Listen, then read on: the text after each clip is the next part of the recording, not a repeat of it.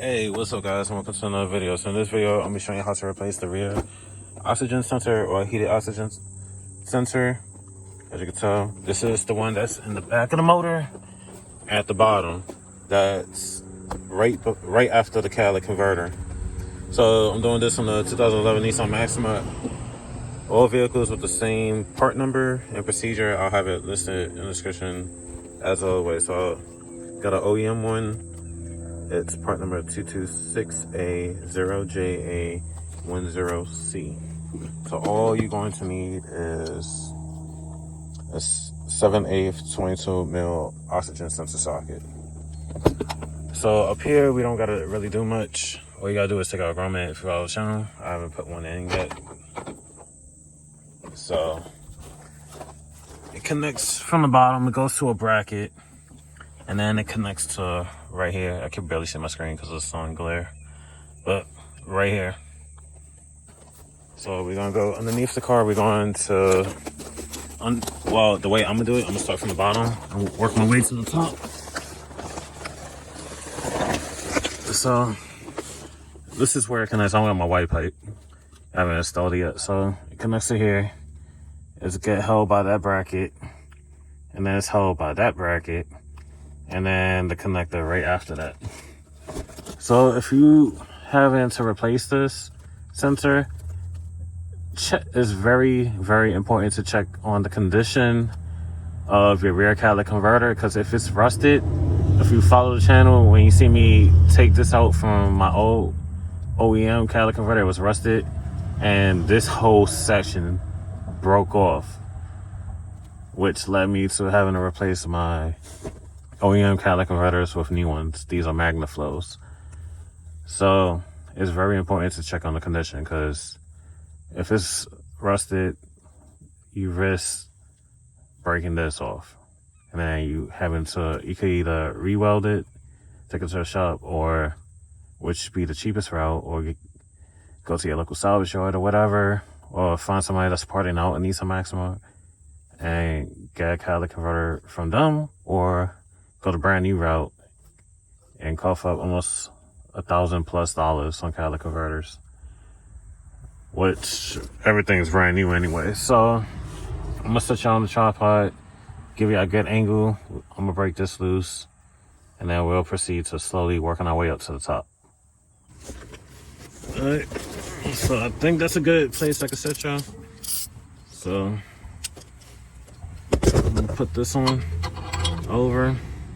That should be a good spot. Hopefully I ain't hit the camera. All right, good. I'll put my ratchet on. I don't think I tightened this all the way. Yeah, I didn't. That was way too easy, because I already knew I was going to be replacing this anyway. So you're going to undo it.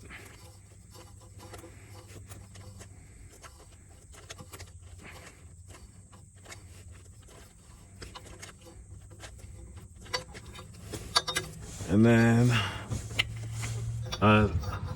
so once you got that disconnected, you want to take it out from its brackets. So let me zoom you in. We're going to remove it from the lower oxygen bracket and then the upper. Yeah, camera's having a hard time focusing. So that's the lower, and then a little bit upper. That's the upper bracket. So what you want to do, slide it underneath. It's also, now it's free from the lower. Now we gotta unhook it from the upper. So if you don't have your white pipe, it's gonna be a whole lot easier reaching your arm up in there and sliding out from there. If you got your white pipe, it's gonna be a little more difficult. In my case, I don't have it, so it's like unhook it. You see, that one's a little bit wider, so it's easier to just slide it forward. So everything down here is now free. All we gotta do is go on top of the motor, behind it, and disconnect it from the connector, and then come back and put in a new one. Hopefully I'm pointing the camera in the right direction. I can't see with all the sun glare. If not, I apologize. So connector is connected to this right here. So that's this bracket that holds the engine wiring harness. This is where it connects to, and it should be, it's a tab right here. Hopefully I could where my middle finger is at. That's where the tab is. So I'm gonna set y'all down because I don't think I could do this with one hand. Hopefully I can keep the camera. And the facility. Let's see what I can do.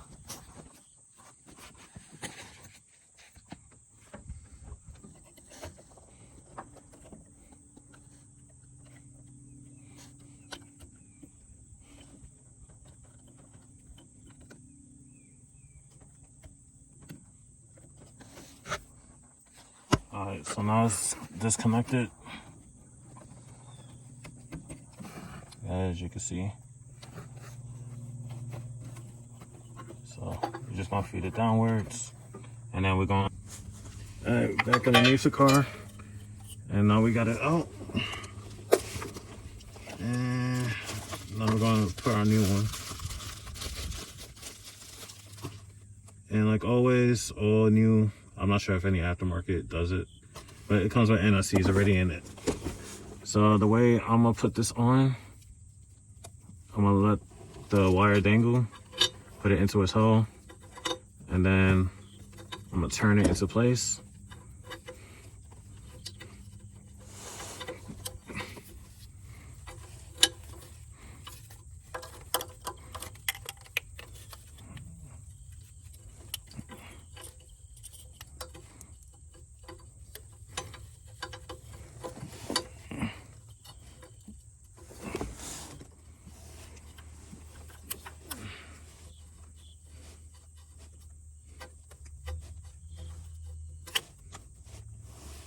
Alright, now that that's secure, we're gonna do the opposite. Now we're gonna tighten it.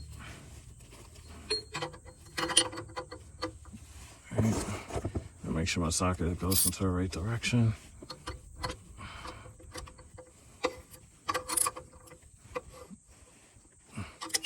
Alright, just getting behind this, so I'm gonna turn it.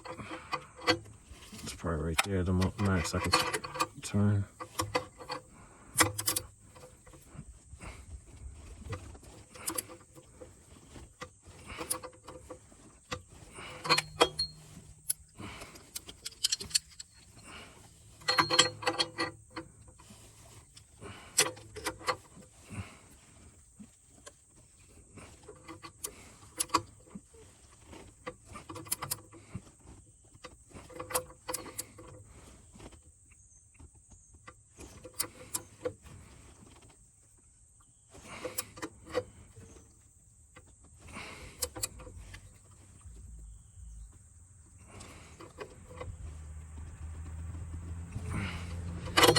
Alright, that's tight. Now what I'm going to do, try to do this with the tripod. Let me zoom in too.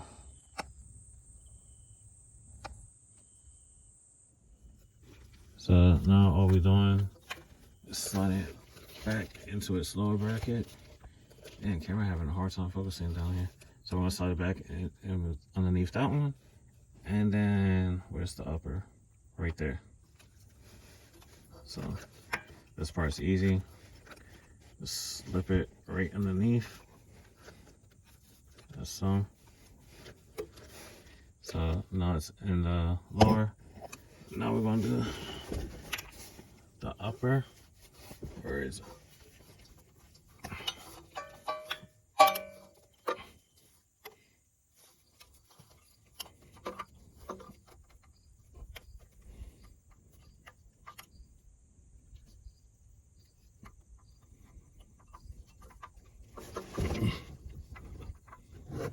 Let me set y'all down. Yeah, fella. So as you see, now it's in the upper securely. That's done. Now we're gonna go to the top of the motor and then reconnect that connector, and then we all done. All right, so now back on the top, I'm gonna reach down to get the connector.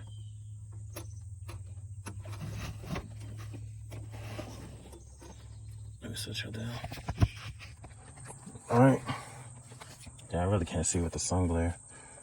But now it's reconnected, so that's how you place a heated rear oxygen sensor On the Sentra Nissan Maxima, like I said in the beginning of the video, any vehicles with the same part number, and it's the same procedure. I'll have it linked in the description as always. Oh, put this back on. You got 3 slits, which goes right into the fender. So, line it up. Once you got all 3 lined up, then you slide it up, and then you put your grommet. Now we done with this video. But that's it for this video. Like, comment, subscribe. I'll see you in the next one. Peace.